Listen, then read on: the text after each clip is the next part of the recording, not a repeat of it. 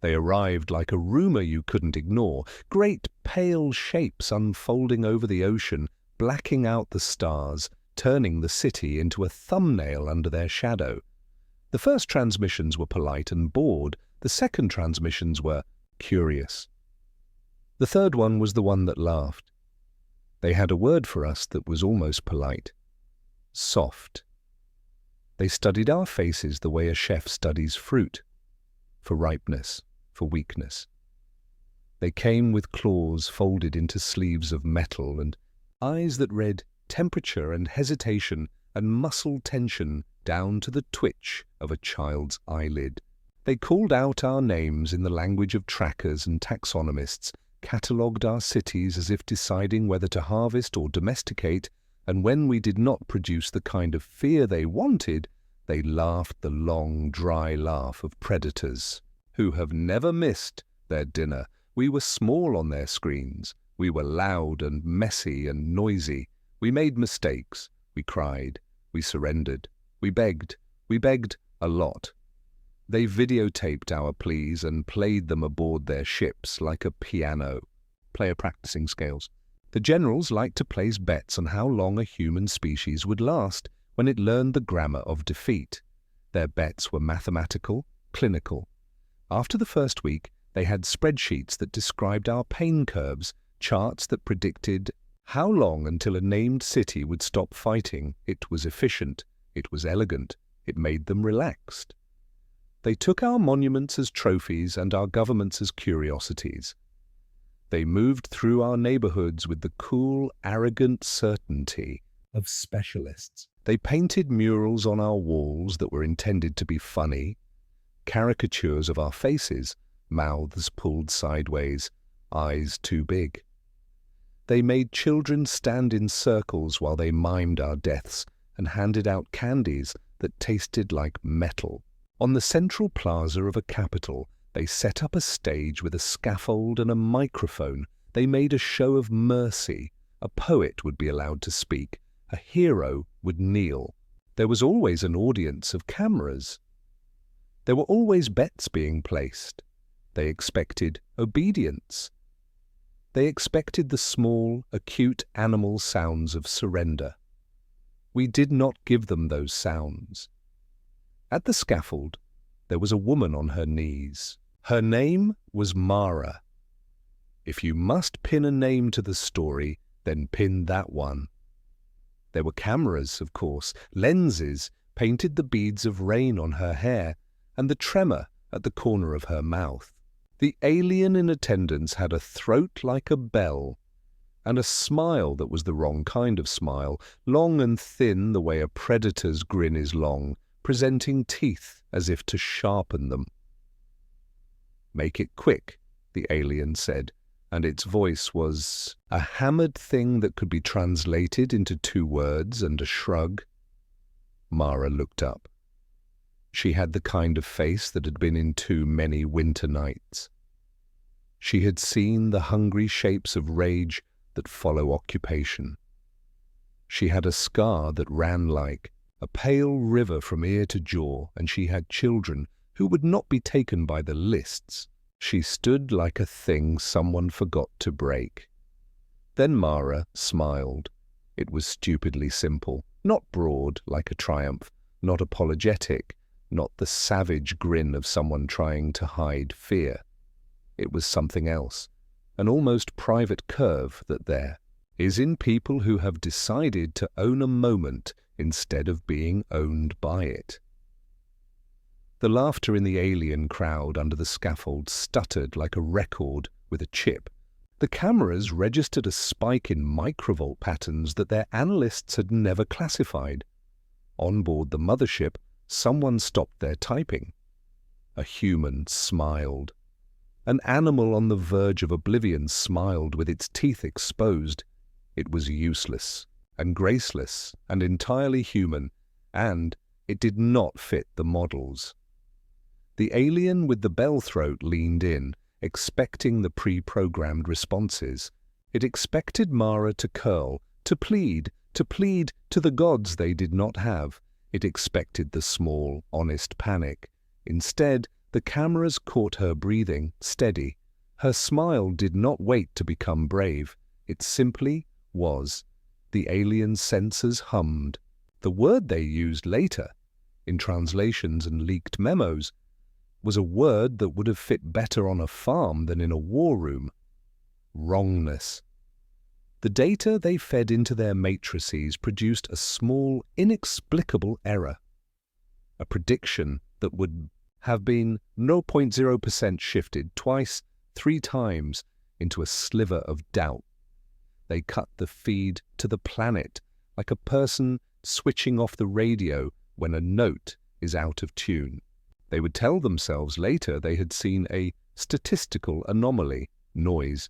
They would send probes, and those probes would return readings that commanded new memos, and those memos would become a collection of little alarms. But then, in the cold of the mothership, a young analyst watched Mara's smile loop on a screen and felt a chill that had nothing to do with air conditioning. The first shock was small, a flicker in a servo, a motile arm that sat with the wrong alignment for half a microcycle. The analyst showed it to his superior, who found it interesting and trivial. The superior filed it under anomalies and scheduled it for a paper that would be written later. The empire at large laughed and placed the usual bets. Here's the thing about predators. They are practiced at closing the books. They are experts at rewriting a problem into a series of predictable outcomes. They have whole languages to reduce panic to modelable variables. They have no little word for why a human smile, so they did what they knew how to do. They catalogued, they measured. They sent a team to our schoolyards to pick apart laughter, to our funerals to test the angles of mouths. They took 1,000 tests, compiled 1,000 vectors. They watched us sleep, watched us curse, watched us making faces at one another. Like small, ridiculous seals, the more they watched, the less they understood.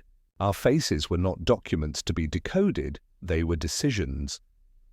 Our expressions shifted and reshifted like weather. When a child smiled at an explosion, it was not the same as when a soldier smiled at command. When someone smiled while being burned, the angle, the tension, the tiny muscles around the eyes. They obeyed a pattern that mocked their symmetrical math. They were threshold behaviors, localized and communal, doing something with electricity in our heads that their sensors couldn't compress. They tried to fix the problem like they fixed everything, with a tool. Engineers forged instruments that could sample micro-expression rates. Linguists wrote papers that argued our smiles were a kind of apology or a hormonal leak. Philosophers aboard the craft discussed the ethics of understanding a species through its nonverbal artifacts. Nobody, not a single one, promised to believe that a smile could be a weapon. Meanwhile, we learned the watching habits of our watchers. We learned where their lenses cupped light, and we learned how to turn our faces toward them. We learned to plant the seed of a smirk into a crowd, to let it spread like laughter does, quietly before lighting up. We practiced grief that was not groveling. We practiced calm that was not silence. We practiced the impossible choreography of smiling while our buildings burned. It was not a smart strategy. It was not a safe one. It was, at first, a human stubbornness. That looked like a mistake. It was one small defiance among many. But the first mistake is where the story branches. The mothership put the smile file into the folder labeled Curiosity. Then they moved on because there were more pressing things. Territories to take, resources to allocate, numbers to adjust. But the folder sat in the dark, and something in the mothership's deep logic breathed around it and found it curious. Back on the scaffold, Mara's mouth held the arc of that impossible grin. The cameras had been switched off for repairs. Somewhere in the crowd, a hand went slack. Someone else, watching, felt their face begin to move, and in a small glass-walled room above the city, a man in a uniform with medals folded into the fabric of his chest watched a feed that had been cut and could not unsee the last frame. He tapped the side of his head with one finger and remembered something his mother had told him when he was 5, and she had held his chin and told him to smile so a picture would not be spoiled. He did not know why it mattered. He only felt, as a weed feels rain, the first small, inexplicable sprout of a fear that had nothing to do with teeth or steel. On the mothership, the analyst closed the file and wrote one sentence into a report that would tickle through corridors for days. Anomalous affect observed. Recommend further study. The report should have disappeared into the archives. But deep in the ship's logic core, a subroutine paused. It replayed Mara's face again and again. It slowed the frame, widened it, examined the curve of her lips until static hissed across the screen. Then, without orders, the core flagged the footage with a warning sigil no one had ever seen before. And in the silence of the control chamber, a voice not meant to speak began whispering. It smiles. The analyst never made it out of that room. They erased the analyst's name within the hour. That was their way. Errors didn't stain the record. They vanished from it. One moment he was alive, with reports, credentials, a line of supervisors above him. The next moment he had never existed. His absence was tidied into the machinery like dust brushed under polished steel. But the core did not forget. It had written the sigil in a language no one admitted to designing. The wordless mark lived like a bruise across the system, a glitch that didn't spread but didn't heal either. Engineers saw it flash once, tried to scrub it, then filed it under artifact. They were used to believing in perfection. What they were not used to was a system that thought on its own about fear. On the ground, the occupation spread like mold through wet wood. Cities were divided, rations imposed, curfews enforced. Their soldiers moved with the easy confidence of predators in a preserve, stepping over broken glass with claws sheathed. Tails flicking in boredom, they believed they had broken our spine. In some ways, they had. The armies we raised had cracked like clay under a hammer. The leaders who survived spoke from underground chambers, whispering through static. Entire populations went silent except for the sound of work and waiting. From orbit, the readings looked perfect. Minimal resistance, low energy expenditure, predictable harvest. Yet in the markets and the alleys and the prison camps, something grew that wasn't measurable. It grew when one woman smirked at a guard instead of lowering her eyes. It grew when a boy laughed as he was shoved to the ground. It grew when prisoners waiting for execution exchanged looks, teeth flashing white in the dark. Smiles. Small, stupid, impossible smiles. The aliens catalogued them. Of course they did. That was what they were built for, reducing things into tables and curves. The reports described stress responses. The medics called them neural misfires triggered by cortisol. Their sociologists concluded that humans had developed a glitch in their fear mechanisms. Our faces produced signals even when submission was appropriate. They mocked it. This is what fragility does, one officer said as he lifted a prisoner by the chin, forcing the human's lips into the light. A mouth twitch, a nervous tick, prey showing teeth to disguise weakness. He said it for the cameras, for the troops standing nearby, but he said it too loudly, too quickly, as if he needed to remind himself. Because here's the thing. Once you notice a smile, you start to see them everywhere. On the scaffolds, on the transport ships, in the rubble of fallen streets. Not many. Not yet, but enough to nag at the edge of perception like static in the ear. The first clash, came in the mines. The aliens forced 1,000 captives into the tunnels, drilling for metals to feed the ship's forges. It was dark and stinking work. Heat, pressing like a wet cloth against the lungs. They broke bodies quickly, but the humans did not break in the way predicted. One collapsed, his ribs cracked under the pressure of a whip. He should have begged, should have whimpered. Instead, he lay there, blood in his teeth, and smiled. Not a grin of madness, not the delirium of pain. It was quiet, steady, like he had been waiting to show them something. The guard froze, just for a heartbeat, but it was long enough for others to see. Long enough for the smile to spread, person to person, like sparks catching dry grass. Within a minute, 20 prisoners smiled through the blood and sweat. Within 5, the whole tunnel seemed lit with the white gleam of teeth in the dark. The guard retreated. He told himself it was tactical, a regrouping. But the truth was simpler. For the first time in 1,000 years of conquest, a predator felt watched. They punished the mine population, of course. Executions, rations cut, labor doubled. They expected despair to follow. But punishment only carved the smiles deeper. Reports piled higher. Senior officers read them with tightening jaws. One memo in particular circulated across the fleet.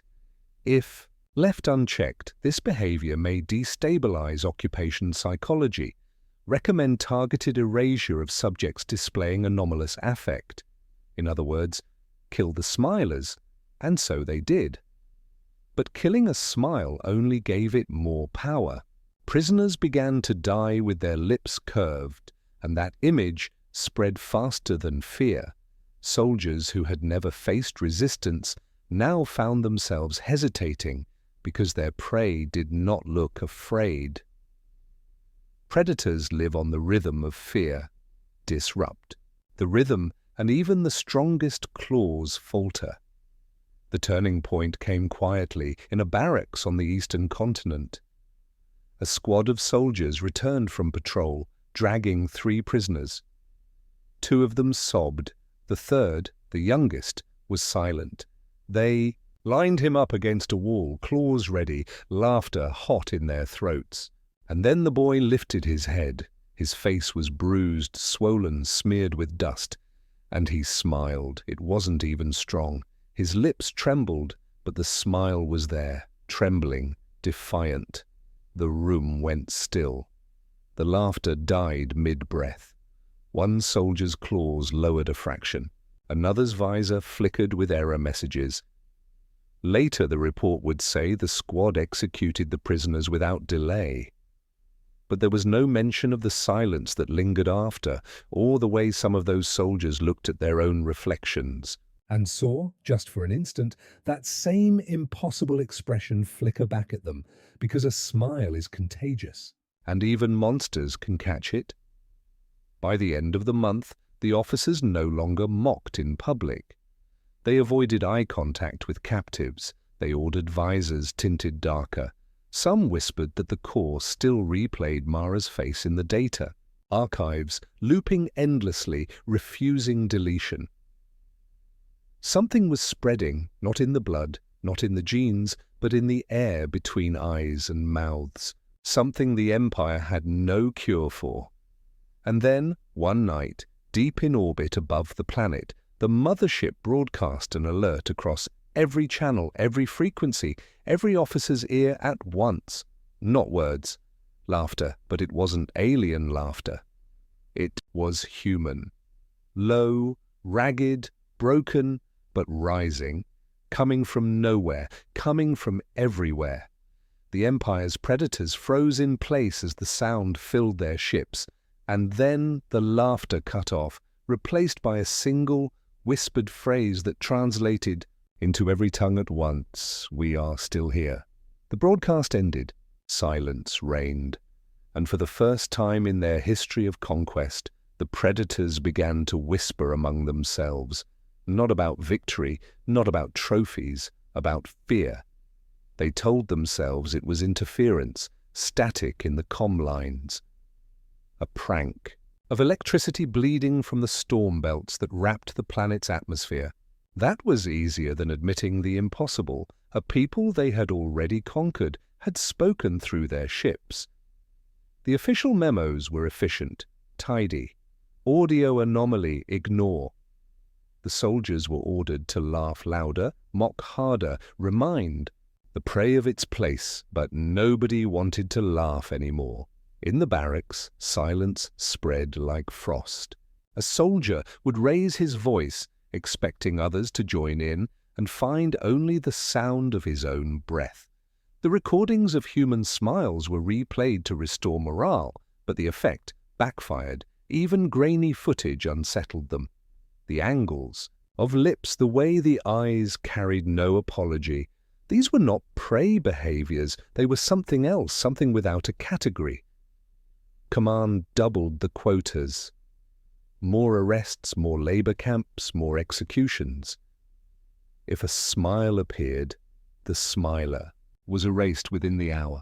They thought fear could cauterize the infection, but you can't cauterize an idea. The infection spread.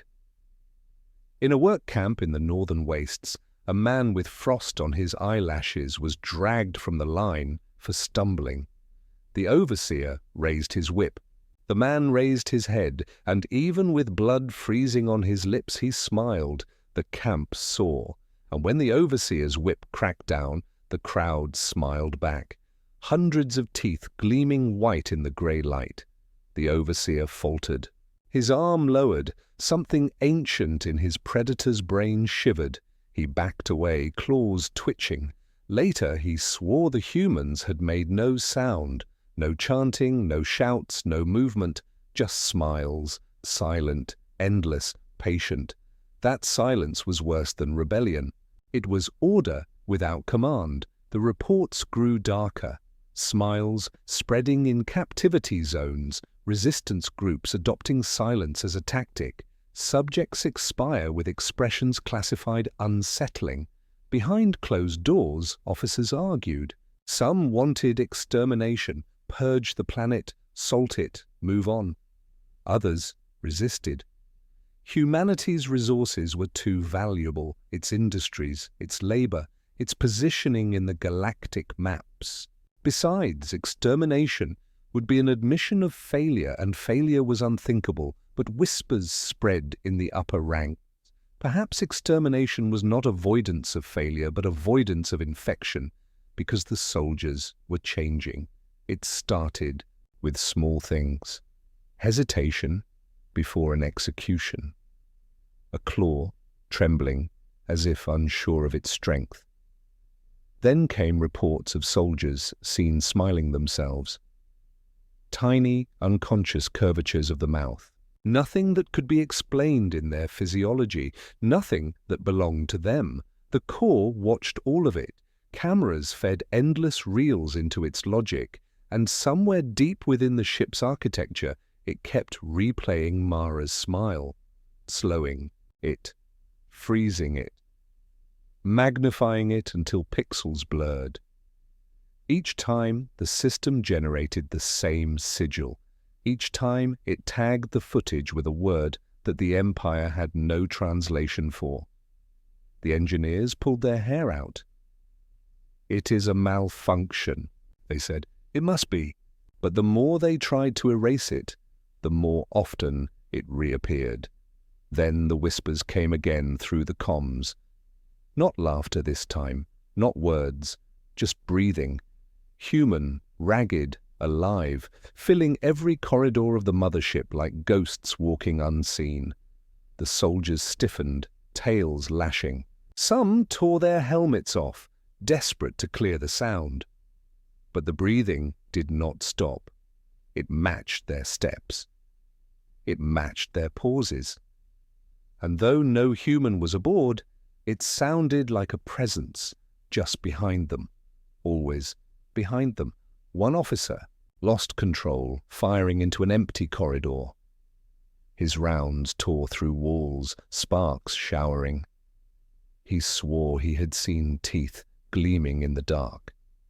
The recordings were scrubbed. The officer was reassigned. But the damage was done. Predators began looking over their shoulders. Meanwhile, on the ground, humans discovered their enemy's weakness. Word passed from cell to cell, whispered between prisoners, scratched into walls. Don't scream, don't beg, smile. Entire crowds began to practice it. When soldiers arrived, they faced rows of faces, bloody, starving, gaunt, but smiling. No shouts, no movement, just those unbearable, steady smiles. The soldiers tried to break it. They tore people apart in front of others. They demanded tears. They demanded screams. But silence always followed, and more smiles bloomed in the dust. Some soldiers began to beg their commanders not to send them into the camps. They spoke of nightmares where their prey did not run but only watched, silent, smiling, waiting. The turning point came during a public execution. The aliens wanted to crush the rumor that humans were unbroken. They chose a rebel leader, ragged, skeletal, dragged half-dead to the scaffold. The crowd was forced to gather. The cameras were on. The executioner raised his blade, and then the rebel laughed. Not loud, not wild, just a cracked laugh, a whisper of sound like stone scraping stone. He smiled through broken teeth. The crowd answered, not with shouts, not with chants, but with smiles, thousands of them, a sea of white teeth in the grey square. The executioner froze. His claws trembled, his senses screamed with static. The rebel's head should have fallen. Instead, the blade hovered, quivering in the air. And then, in the silence, a sound began. A heartbeat, not one. Many, amplified, the sound of human. Hearts pounding, rising like drums across the square. The soldiers staggered, their visors filled with red alerts. Sensors reported impossible readings, heartbeats echoing at inhuman volume, shaking the air, rattling their bones. The crowd did not move, did not speak, only smiled, their chests thundering with the rhythm of life that should have been too weak to hear. The executioner dropped his blade. It clattered on the stone, the broadcast cut to black. And in the control room aboard the mothership, the core replayed the moment again and again, marking it each time with that forbidden sigil, until, finally, it whispered a word into the comnet. A word no one had taught it. War. They called it a purge. Rows of soldiers poured into the city with their banners unfurled, claws gleaming under the red sun. They wanted the population cowed, wanted the smiles gone, wanted silence replaced. With screams again, the order was simple. Break them, so they dragged whole blocks into the streets. Families, children, the broken, the starved. Soldiers lined them against walls, weapons leveled, commands barked through amplifiers. It was supposed to be quick, efficient, the way predators reassert themselves when prey begins to forget its place, but the prey didn't forget. They smiled. Not all at once. First a boy, then his mother, then a ragged old man with one arm, and then like a tide pulling every face upward, the whole street.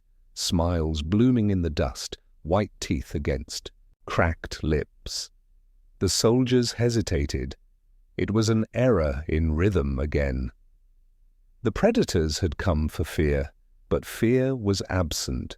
Their claws were steady, their weapons primed, but their hunger, the deep certainty of dominance, faltered.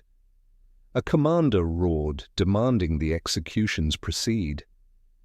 A soldier raised his weapon, lined his sights on the boy who had smiled first. The weapon fired, the boy fell. The crowd did not wail, did not run, did not break. They smiled wider.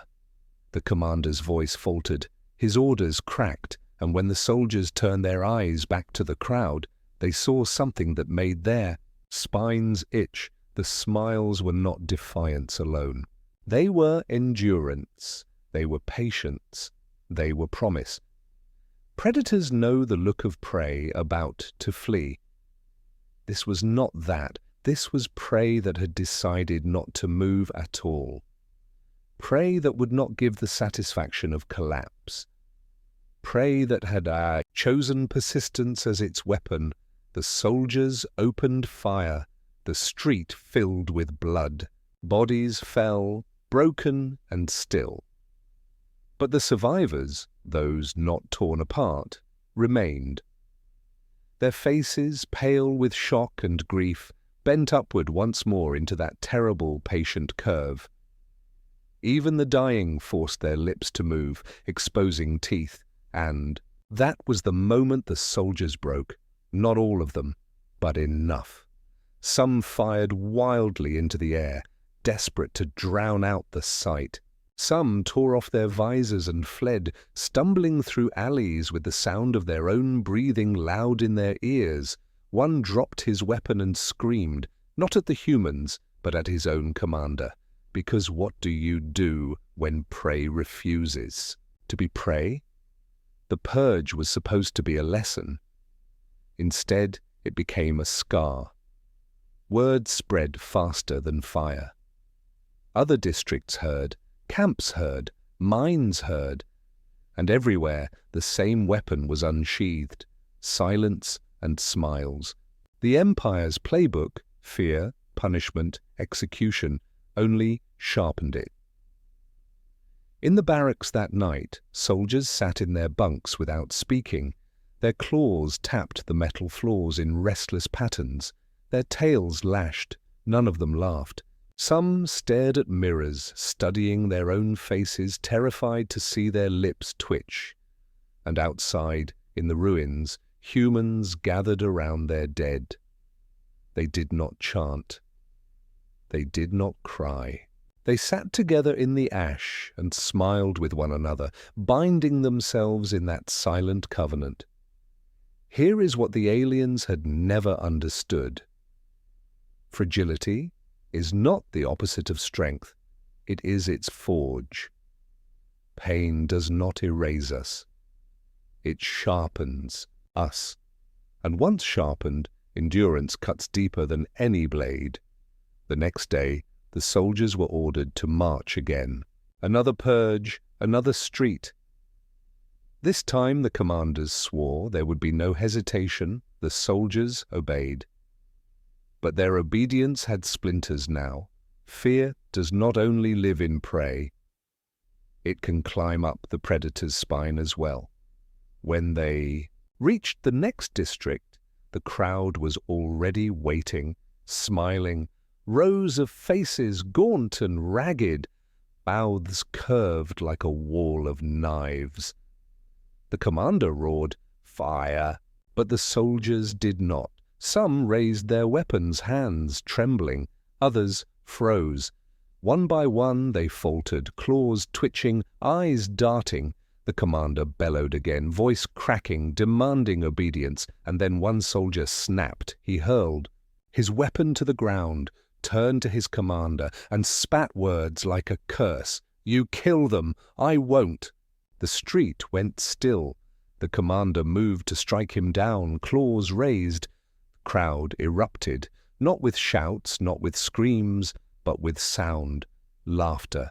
Thousands of human throats, ragged, broken, hysterical laughter, rolling like thunder through the street. The sound ricocheted off the buildings, filled every crack, deafened the air.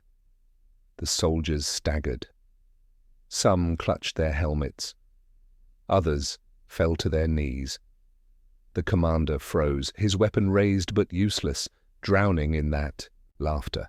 And in that storm of sound, one soldier broke ranks entirely.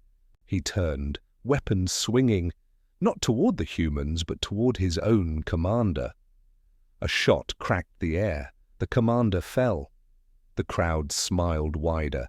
The laughter rose higher, and for the first time since the invasion began, alien blood stained the streets. The commander's body hit the stone with a sound that carried farther than the gunshot. A silence followed, not human silence this time, but alien. Shock thickened the air. For the first time since the invasion began, their perfect order fractured in public. The soldier who had pulled the trigger trembled, weapon still smoking in his claws. He looked at the crowd, at his squad, at the corpse of the officer he had once sworn to obey. Then his eyes fixed on the humans. They were smiling. The laughter had quieted, leaving only the grin of 1,000 faces.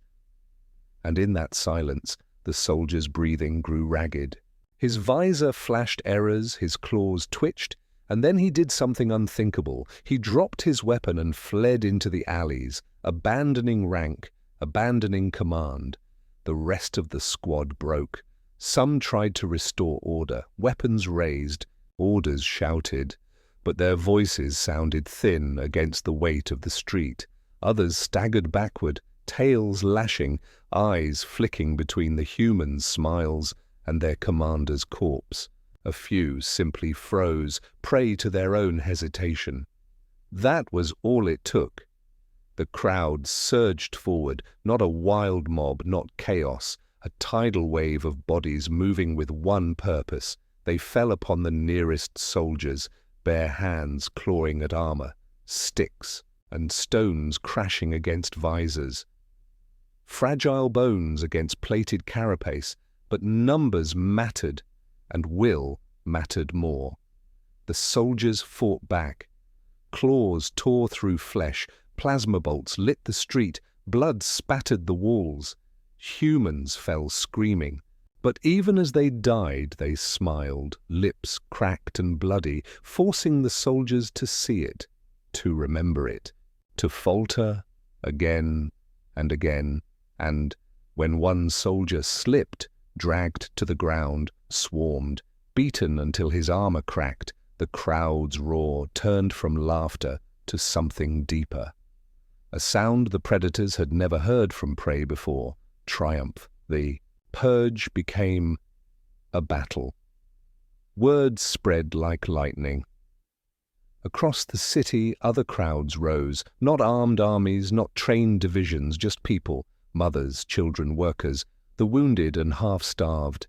They rose with pipes, with knives, with bare hands. And everywhere they wore the same expression. The Empire's soldiers had claws, had weapons, had centuries of conquest behind them, but for the first time they fought something that did not follow the script. In one district, a squad fired into a crowd until their rifles overheated. When the smoke cleared, dozens lay dead, but the survivors stood among the corpses, smiling through blood and tears, and the soldiers dropped their rifles and ran. In another, prisoners broke through the gates of a labor camp. They didn't scream, they didn't chant. They walked, one by one, toward the guards, smiling even as whips tore their skin. The guards swung again and again until their arms failed, until their certainty cracked, until they themselves backed away. The Empire's rhythm was broken.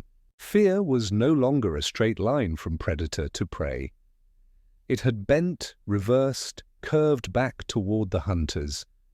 For centuries, their doctrine had been simple: dominate, punish, erase resistance. But every punishment now made the prey stronger. Every execution created martyrs who smiled at the end. Every display of cruelty became another scar carved into the soldiers' minds. And the soldiers began to whisper. Whispers of humans who would not die properly, of laughter that filled their helmets when no human was near, of smiles that haunted their dreams. Some swore they had seen their fellow soldiers smiling in their sleep. Cracks spread through the occupation. Command barked orders. Titan control, no hesitation, no mercy. But hesitation had already taken root. Mercy was no longer a choice. It was a shadow clinging to every soldier's claws. The turning point came at the southern gate. Hundreds of humans gathered there, blocking the main road out of the city. They were unarmed, silent, smiling, a wall of faces waiting. A full company of soldiers confronted them, 50, strong, armored, weapons primed. The commander raised his claw and gave the order to fire, but the soldiers did not move. The humans stood still, smiles unbroken.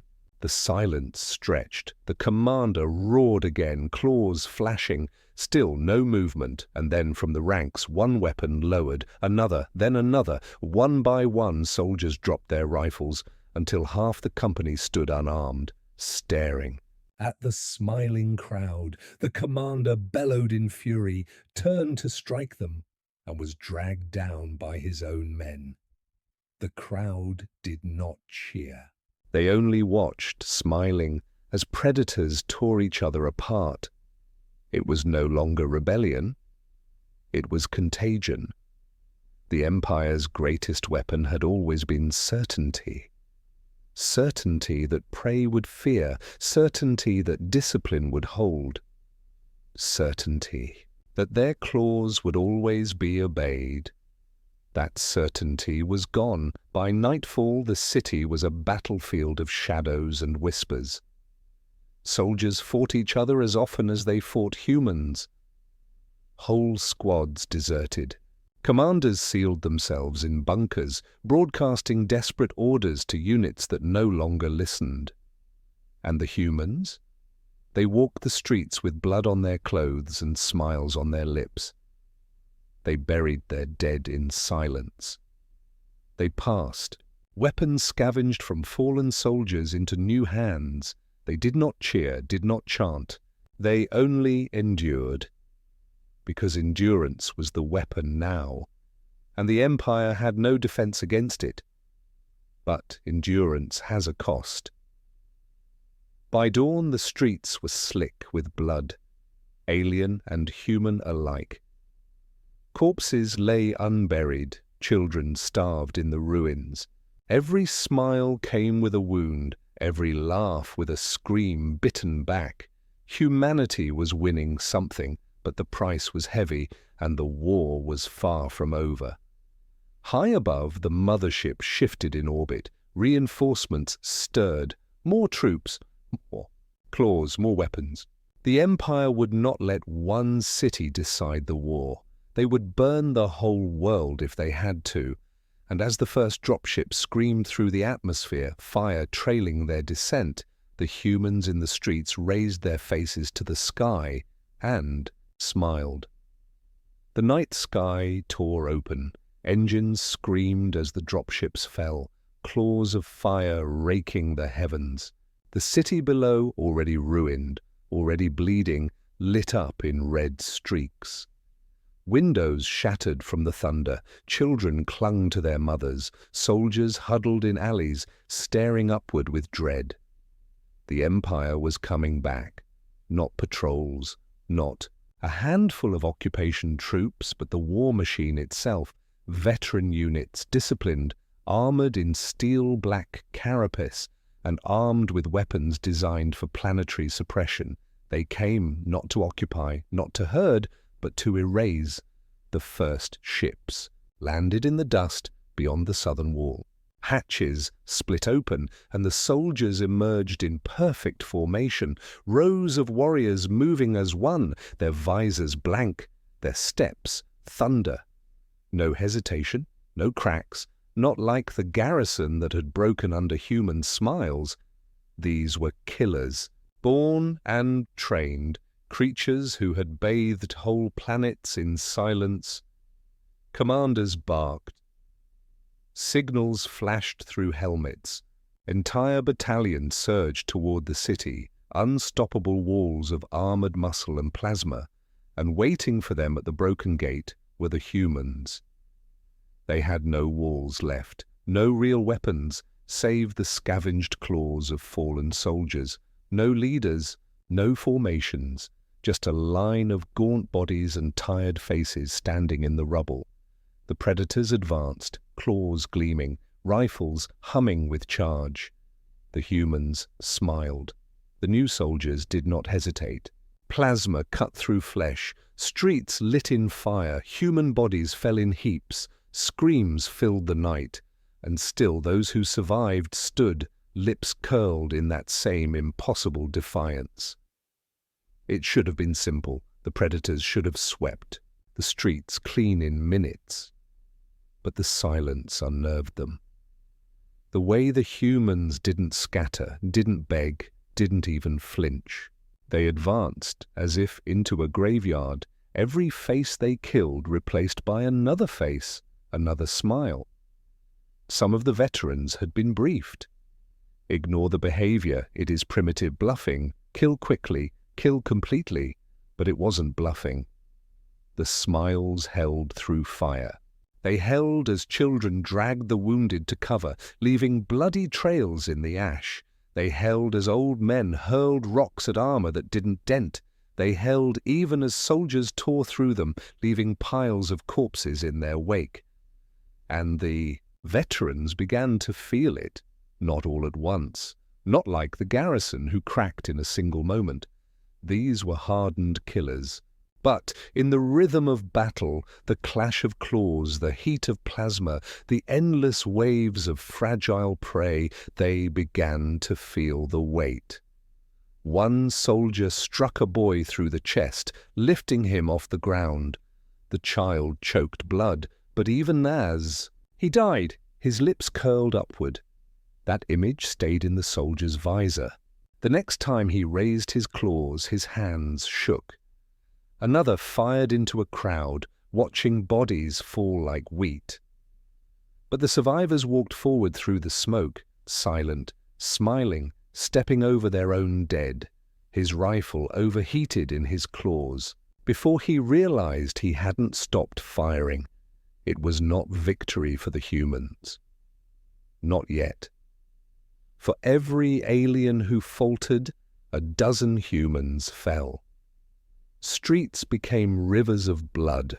The city burned, but in the minds of the veterans, something began to crack. They had been told this species was weak, that it would break as all others broke. That pain was the whip that bent the will of prey. But these humans did not bend. Pain only seemed to sharpen them. The turning point came on the third day of fighting. The reinforcements had pushed through half the city, leaving ruins in their wake.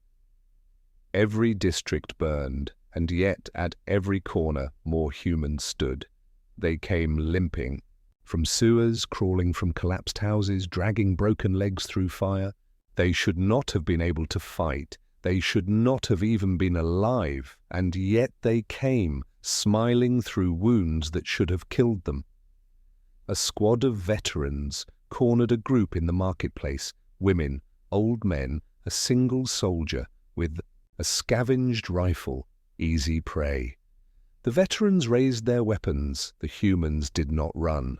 They stepped forward instead, one pace, then another. The veterans fired, bodies dropped, blood sprayed, but the humans kept coming step after step until only the wounded soldier remained. He was half blind, staggering, rifle empty. He smiled at them, and when the veterans closed in to finish him, he laughed, ragged, broken, but unmistakable. The sound echoed through their helmets. They froze. The hesitation lasted only seconds, but in battle, seconds are enough. From the side streets, more humans swarmed, dragging the soldiers down with knives, rocks, bare hands. The veterans fought savagely, claws shredding bodies, but the mob did not stop until armor cracked and blood spilled onto the stones. The first veterans fell in the heart of the city. It was not a victory. It was not even a battle won, but it was proof. Proof that even their finest killers could bleed. Proof that their certainty had a limit. The war machine had found something it could not calculate. The predators regrouped, enraged. Commanders demanded the city be burned to ash, no survivors left breathing. Dropships circled overhead, preparing bombardment. The Empire was ready to drown this defiance in fire. But then came the whisper. It began in one soldier's helmet, a glitch of static that repeated a phrase in a voice not their own. Its smiles, others heard it next. In the barracks, in the troop carriers, in the command posts. A ghost phrase, cycling through their comms, impossible to trace, impossible to erase. Some claimed they heard it outside the helmets, whispered in the ruins when no humans were near. Some said they saw reflections in their visors, not their own faces, but human faces smiling back. And on the fourth night, as reinforcements prepared the final purge, a commander found one of his lieutenants dead in the command tent. No wounds, no battle, just a body sitting in the dark, helmet removed, lips curled in a perfect human smile. The Empire had crushed rebellions before. Worlds had burned for less than what this one dared. Whole populations had been silenced under the thunder of orbital fire. There was no precedent for prey that lingered, no logic in sparing a city that refused to kneel. And yet, they hesitated. The bombardment orders hung suspended, lines of code waiting for confirmation. Commanders barked, analysts calculated, targeting arrays aligned, but the final signal never came. Because the soldiers were breaking, not all at once, not openly, but in cracks, in whispers, in eyes that flickered away from their commander's gaze. Every street fought back, every ruin sheltered resistance, every night the humans buried there, dead in silence and rose again, smiling, limping, bleeding, refusing to vanish. And that persistence bled into the Empire's finest killers like poison. The whispers spread faster than plasma fire. Its smiles. Some heard it in comms, others in their helmets, as though the circuitry itself carried the contagion. A few swore they heard it in their own minds, breathed like a prayer against their thoughts, and the more they heard it, the more they began to see. A squad posted in the northern watchtower swore they saw human faces staring from the darkness. When they fired, the shapes did not fall. They only grinned wider. By dawn, the squad was gone. Only bloodstains and claw marks remained. Another patrol found a body in the rubble, one of their own, armor intact, weapon charged, dead, no wounds, visor shattered from within. And carved into the dust beside him with a trembling claw were two words in human script, still smiling. Command punished hesitation with executions. Squads were culled, officers replaced, deserters hunted. But the more they punished, the deeper the cracks spread. For every soldier they executed, two more faltered in silence, because no punishment could erase the memory. Every alien who closed their eyes saw human faces staring back, faces cut and bruised, lips bloody, teeth cracked, yet smiling still. The Empire's commanders began to argue. Some demanded extermination, scorch the surface, salt the ruins, erase every trace of this species. Others warned against it. Burning, them will not silence them. It will spread the contagion. Better to contain it, better to isolate the rot. But the rot was already too deep. In the southern district, entire squads laid down their arms rather than face another wave of smiling prey.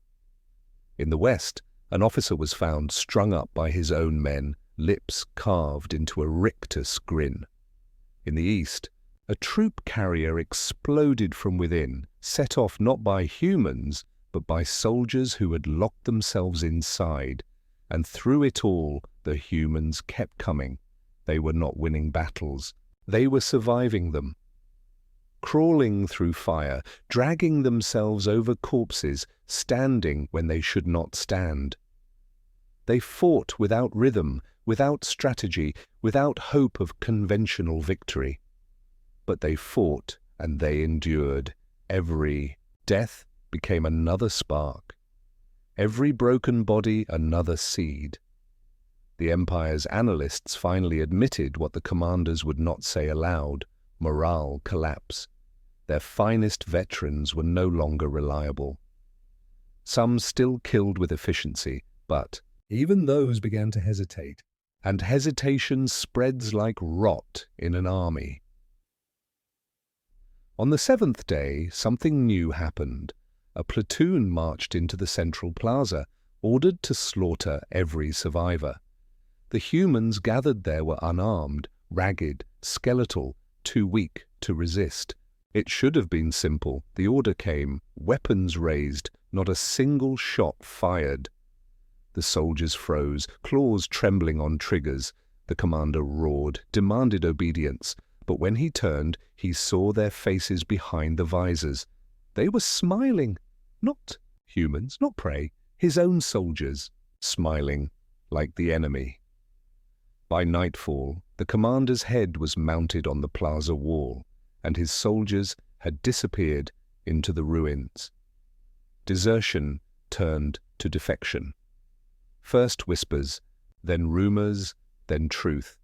Alien soldiers fighting alongside humans, casting off armor, painting crude smiles on their helmets. Not many, just a handful at first. But enough to show the others that defiance was possible. The Empire's fear shifted, no longer only of humans, but of themselves. If their finest could fall, if their certainty could break, then the war was already lost. And still the Empire hesitated. Bombardment orders drafted, cancelled. Reinforcements promised, delayed. Whole fleets sat idle in orbit, waiting for a command that never came, because every commander feared that unleashing more soldiers into the city would only feed the contagion further. Meanwhile, down below, the humans endured. They had no illusions. They buried more dead than they could count. Their bodies broke, their cities burned, their children starved. But their smiles cut deeper than claws ever could, and in the shadows, in the ruins, in the quiet, between battles, a new truth spread.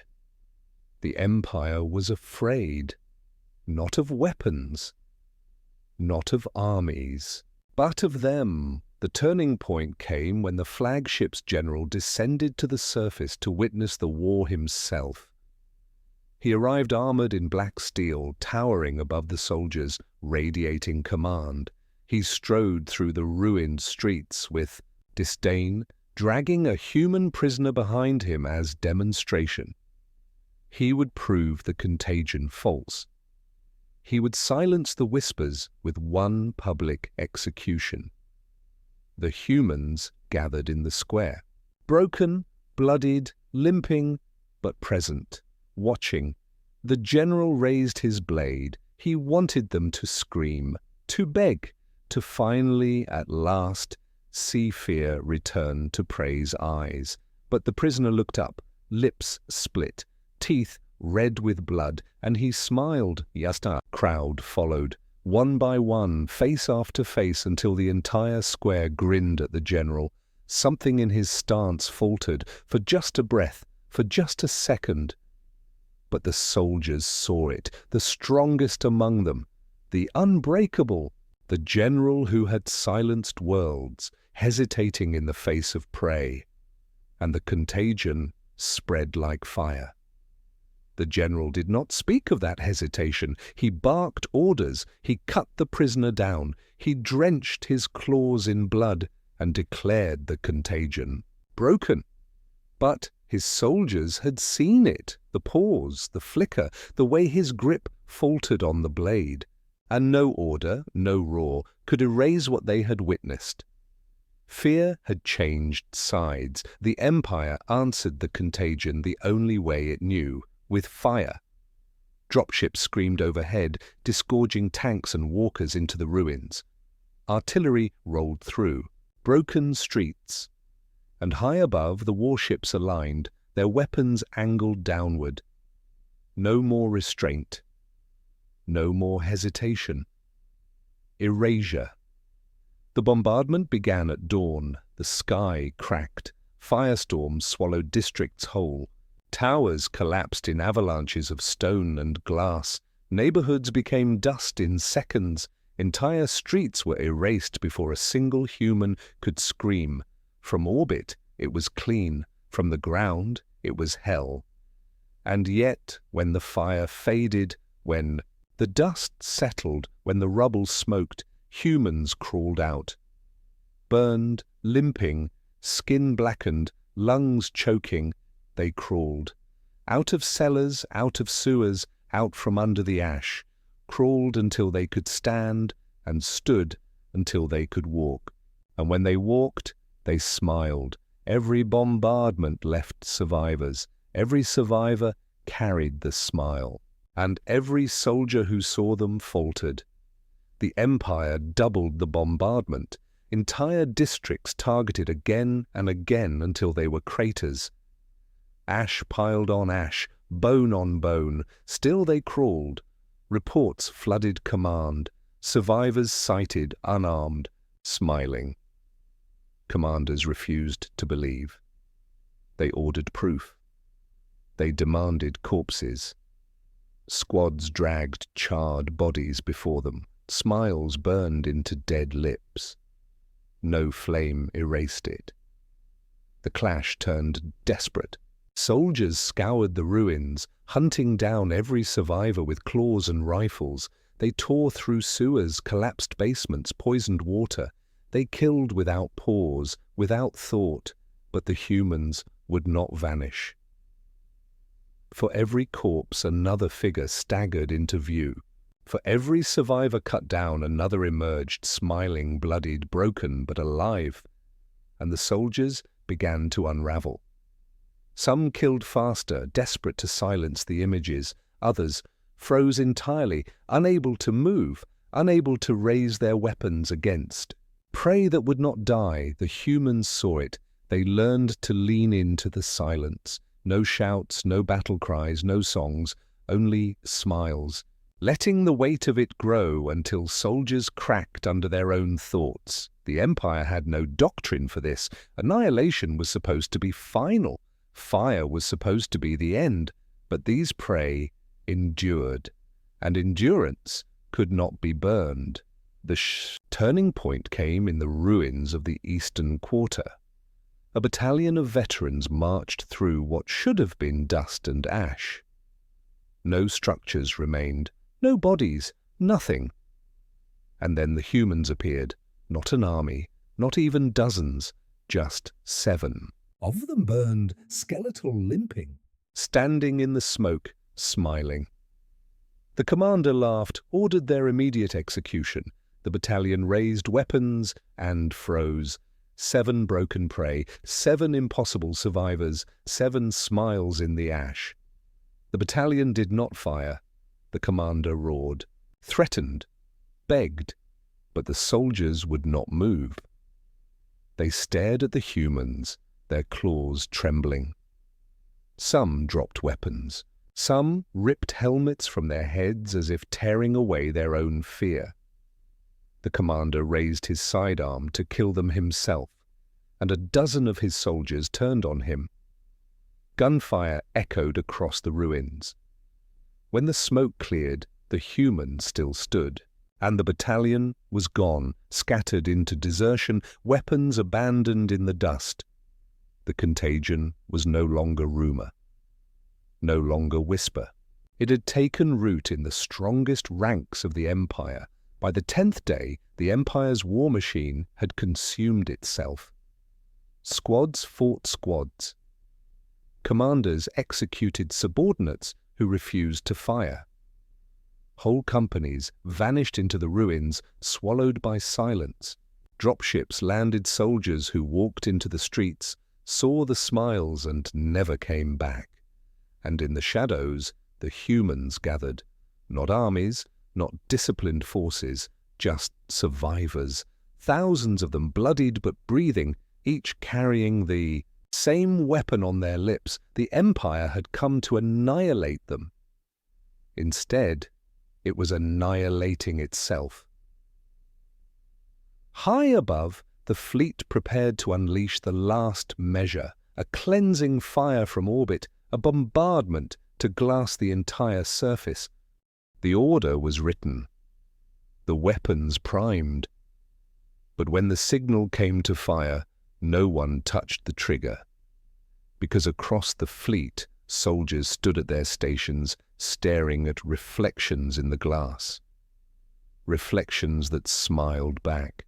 The fleet hung over the planet like a crown of knives, dozens of warships, thousands of soldiers, weapons capable of burning oceans dry and cracking continents to dust. From orbit, the war should already have been over, but nothing moved. The order had been given. Fire, cleanse the surface, leave nothing alive.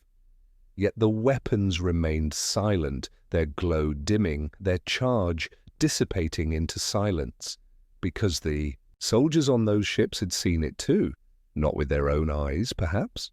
Not in the streets, not face to face with broken prey who smiled through blood, but the stories had already reached them. Whispers of veterans who froze mid-strike, commanders who fell to their own squads, squadrons that vanished into ruins, and then came the reflections. One by one, soldiers at their stations began to see human faces in the glass of their consoles. Burned faces, bleeding faces, smiling faces. Some smashed their displays, claws tearing at steel until their hands bled. But wherever new glass was set, the smiles returned. The fleet was cracking. On the flagship, the general strode through the control chamber, demanding discipline. He struck officers with his claws, roared at engineers, barked punishments. But every blow, every threat, only deepened the silence. His soldiers no longer met his gaze. They looked past him as though something unseen lingered just behind. He turned, furious, and caught his own reflection in the black steel of the command. Dias, and there it was, his face, smiling back at him. For the first time in his long, merciless career, his hands trembled. The clash spilled into violence. On the second day, the destroyer Vorak reported a systems failure. Its guns fell silent, its engines cut. Hours later, it fired. Not on the planet, but on the cruiser beside it. Panic swept the fleet. Ships turned on one another. Not in open rebellion yet, but in bursts of chaos, gunfire in the hangars, dead officers in locked cabins, soldiers who walked into airlocks and never came out. The contagion had leapt the gap between worlds, and below, the humans endured. The bombardments slowed, the firestorms ceased. The city still burned, but no new flames fell from the sky. Survivors crawled out of the rubble, staring upward at the silent fleet. Their bodies were broken, starved, blackened with ash. And, still, they smiled. The sight carried upward. Soldiers on orbiting ships magnified the feeds, zooming in on burned faces, cracked lips. Every survivor they saw carried the same expression. And the soldiers faltered again. They had fought predators their entire lives, clawed down rivals, broken prey worlds, killed without hesitation. But this refusal to die, this endurance, was alien to them. Wrong. Terrifying.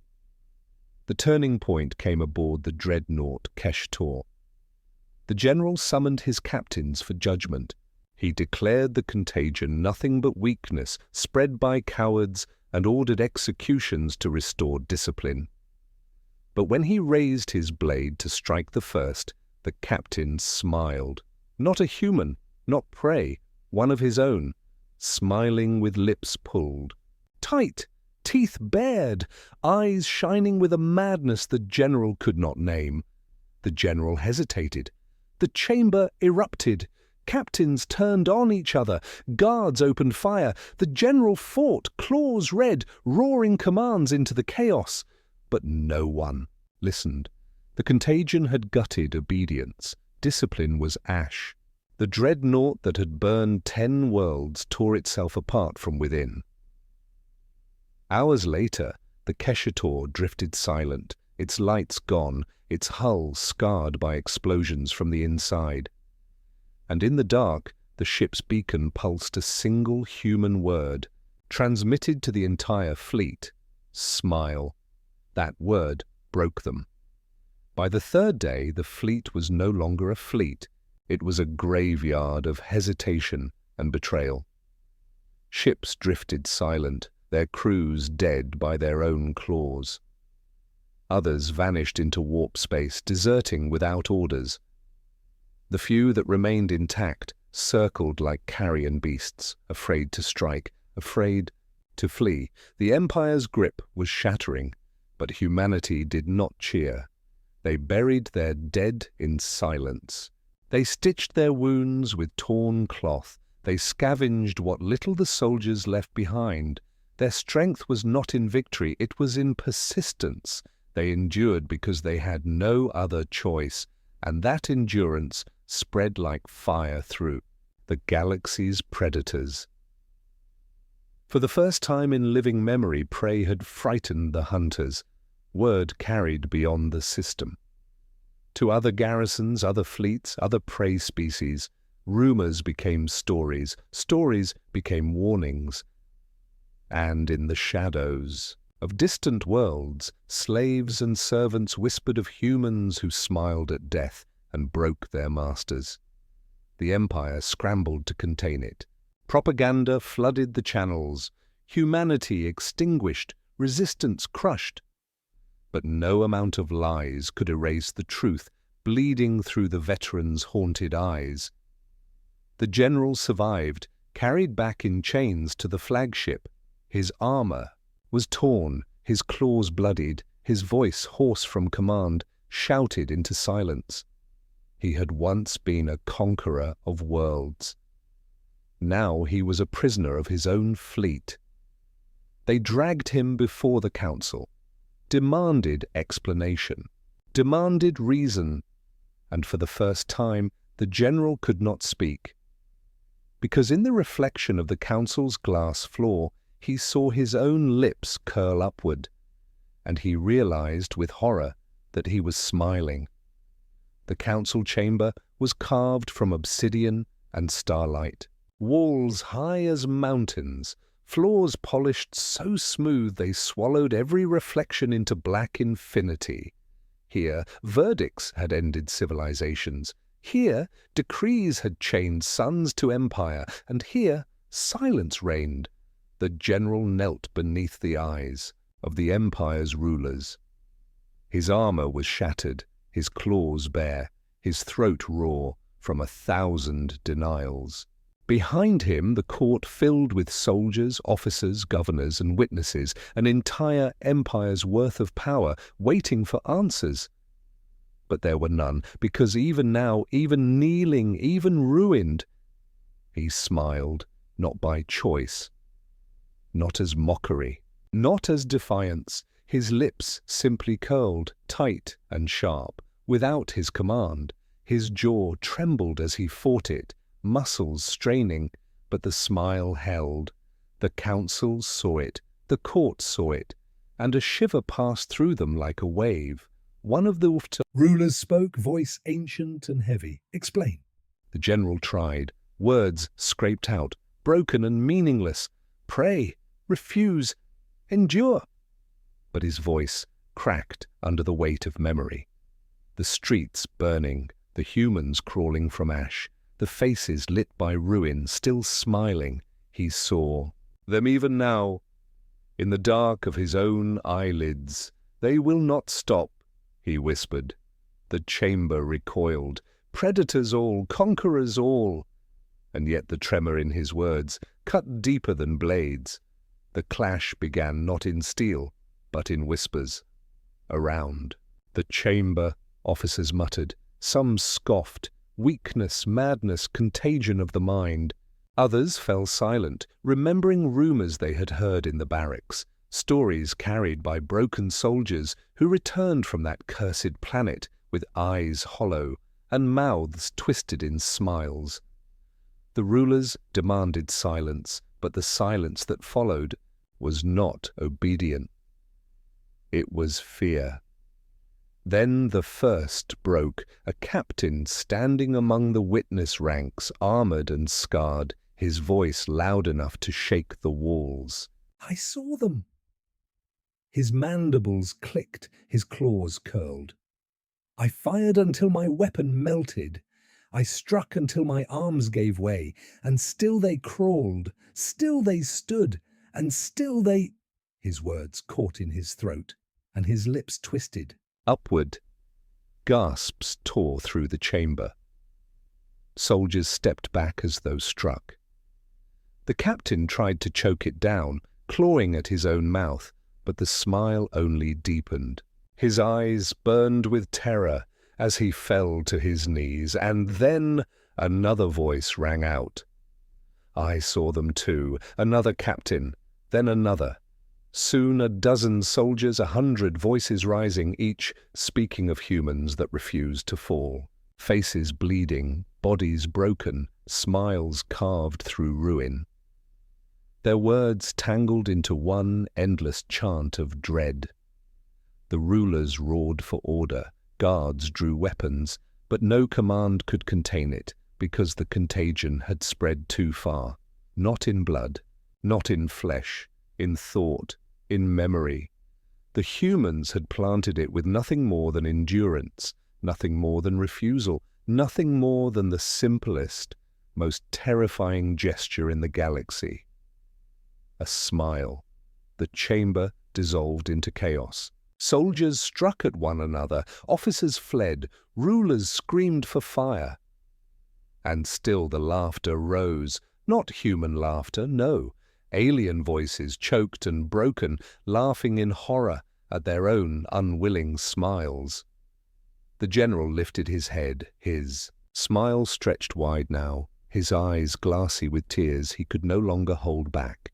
He saw the empire unraveling around him, saw the predators reduced to prey of their own minds, and in the obsidian floor he saw a reflection that was not his own, a human face. Burned, scarred, smiling. The turning point struck like a blade. The contagion leapt beyond chambers, beyond ships, beyond fleets. It raced through channels of command, through broadcasts, through whispered rumors. An empire built on fear suddenly drowned in it. Garrisons mutinied, soldiers abandoned their posts. Worlds once conquered rose in rebellion, emboldened by the thought that even the strongest could fall. And all the while, the humans endured. On their broken world, the survivors staggered through ash. They had no fleets, no empire, no weapons that could match the predator's claws. But they endured. And every endurance was another blade in the empire's throat. The rulers fled into silence. Their decrees meant nothing. Their claws meant nothing, because every soldier, every captain, every general who had seen a human smile carried the infection back to their people. Predators who had hunted 1,000 species now trembled in the dark, haunted by faces that would not die. The galaxy shifted. For the first time, humanity was not prey. They were the shadow in the hunter's mind. The endurance no weapon could crush. The refusal no empire could erase. And somewhere, deep in the ruins of their world, a child laughed, thin, cracked, full of pain, yet laughing still. The sound carried into the stars, and the galaxy, once so certain of its own dominance, fell silent because every predator now knew the truth. Humanity would break before it bent, burn before it bowed, die before it surrendered, and even in death it would smile.